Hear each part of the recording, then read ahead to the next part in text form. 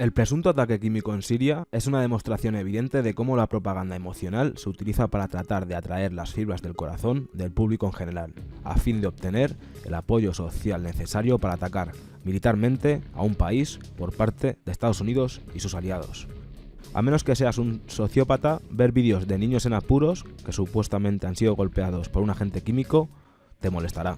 Pero debes recordar que estos vídeos se utilizan en el 100% de los casos como instrumentos de propaganda destinados a que nos provoquen una respuesta emocional.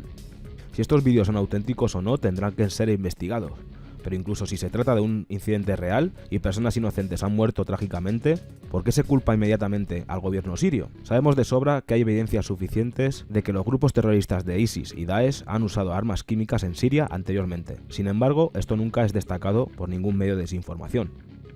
Cada año que pasa nos enfrentamos a un nuevo montaje bastante complejo en Siria, que casi siempre implica el uso de armamento químico. Vamos a analizar seriamente las tres partes en las que está dividido este montaje y qué actores actúan en esta cadena de mentiras. En primer lugar, nos encontramos con que Bashar al-Assad, en el año 2014, entregó su arsenal químico a una comisión de 8 países en una compleja operación internacional en la cual participaron Estados Unidos y Rusia, pero también China, Italia, Dinamarca o Alemania, países que forman parte de la OTAN. La destrucción de este material fue totalmente avalada por la ONU, entonces es imposible que el propio gobierno sirio haga un ataque químico, ya que no tienen ni disponen de capacidad de este armamento químico, ya que fue destruido. Entonces, ¿quién está detrás de este montaje? Pues los mismos de siempre. Como el armamento químico sirio está destruido, el montaje debe hacerse con armas químicas que son suministradas por parte de potencias occidentales y del Medio Oriente a ISIS y Daesh, como así los ponen cientos de pruebas y testimonios. Incluso son obtenidas de botines de guerra o armamentos químicos obtenidos de sustancias no prohibidas como el cloro.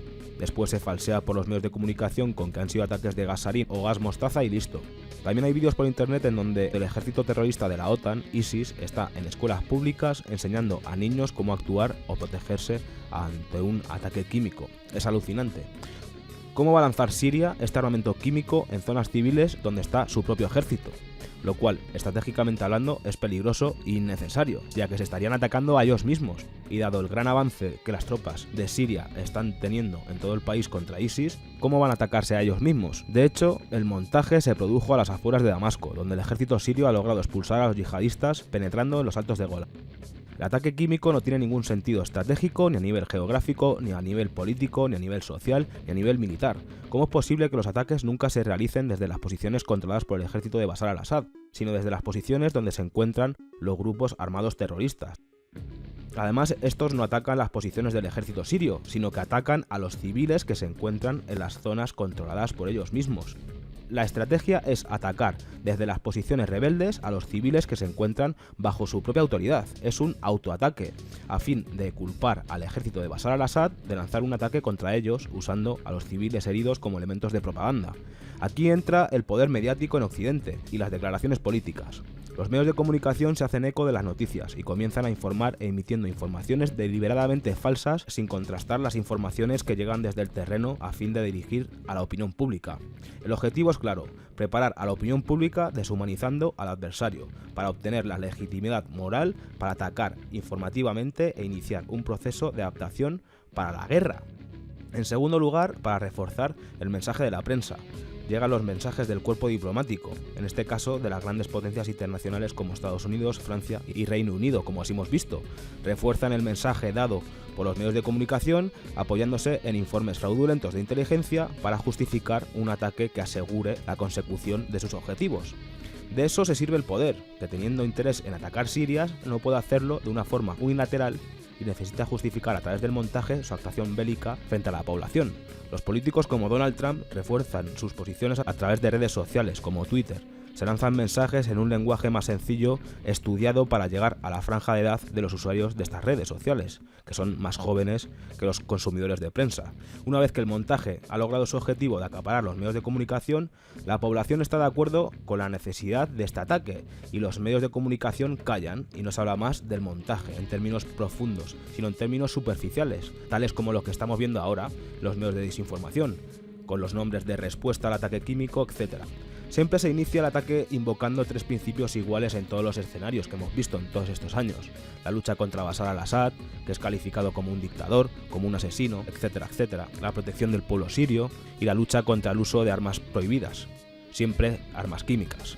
Curiosamente, Reino Unido y Francia, los dos países que más atentados yihadistas han sufrido en los últimos años, ambos suman más de 200 muertos, se comprometen a luchar contra el terrorismo con declaraciones rimbombantes después de cada ataque, pero luego se dedican a proteger y ayudar a los mismos terroristas de ISIS en Siria, que después asesinan a sus ciudadanos en sus propios países. ¿Cómo intentan convencer a la gente de esto? ¿Cómo pueden dedicarse a atacar a un gobierno que está sufriendo la agresión de aquellos grupos que también matan en Europa? De tal forma que Siria es un verdadero bastión antiterrorista que se ha convertido en un escudo que nos protege ante estos psicópatas. Y los gobernantes que han traicionado a sus ciudadanos se dedican a atacar este bastión antiyihadista, convirtiendo a los ejércitos de la OTAN en las fuerzas aéreas de los terroristas, como estamos viendo, todo para salvaguardar los intereses de los Estados Unidos y de ciertos estados europeos que, en connivencia con países del Medio Oriente como Israel, Arabia Saudí, Turquía o Emiratos Árabes Unidos, desean la caída de Bashar al-Assad, para poder aplicar en Siria una agenda conveniente a sus intereses que no pueden meter mientras el presidente legítimo de la República de Siria siga en el poder. Los medios de comunicación de masas no publicarán la realidad de este montaje, y todo este montaje ya está teniendo consecuencias en Siria. A las 3:50 de la madrugada del día 14 de abril de este año 2018, Estados Unidos, Francia y Reino Unido realizaron un bombardeo contra las ciudades de Damasco y Homs en la República Árabe Siria. Minutos antes, el presidente de Estados Unidos, Donald Trump, informaba a través de los medios de comunicación que había ordenado a las Fuerzas Armadas de Estados Unidos lanzar ataques de precisión contra objetivos relacionados con la fábrica de armas químicas en Siria. Este ataque llega pocas horas después de que Rusia y Siria declararan la liberación de Ghouta Oriental, en las periferias de Damasco, de los grupos terroristas de ISIS. En Damasco, capital de la República Árabe Siria, los misiles fueron dirigidos al aeropuerto militar de Mersey, a la Brigada Aérea 104 del Ejército de Siria, al Palacio Presidencial, al edificio de un centro de investigación educativa y científica en la zona de Barzet y a urbanismos civiles en la zona de Kiswa, Kataifa, Mersey, Kasumi y Basarki, en las periferias de Damasco. Los misiles no alcanzaron ninguna infraestructura gubernamental, ni hubo cortes de electricidad o de servicios públicos como llegaron a afirmar algunos medios de desinformación. El ejército sirio actuó rápidamente, pudiendo derribar la mayoría de los misiles en las ciudades de Damasco, Homs y Hama, que según funcionarios estadounidenses fueron ni más ni menos que entre 100 y 120 misiles cruceros Tomahawk y otro tipo de bombas lanzados contra objetivos sirios.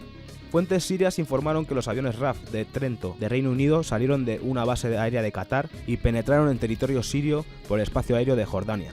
También lanzaron misiles desde una base militar que tiene Estados Unidos dentro de Siria y desde un buque calado en el mar Mediterráneo. Como veis, todo un escenario bélico. Por su parte, la primera ministra británica, Theresa May, informó que autorizó a las Fuerzas Armadas de realizar ataques coordinados y selectivos conjuntamente con su aliado estadounidense. Ella expresó: "Lo he hecho porque considero que esta acción es de interés nacional del Reino Unido. Una absoluta vergüenza".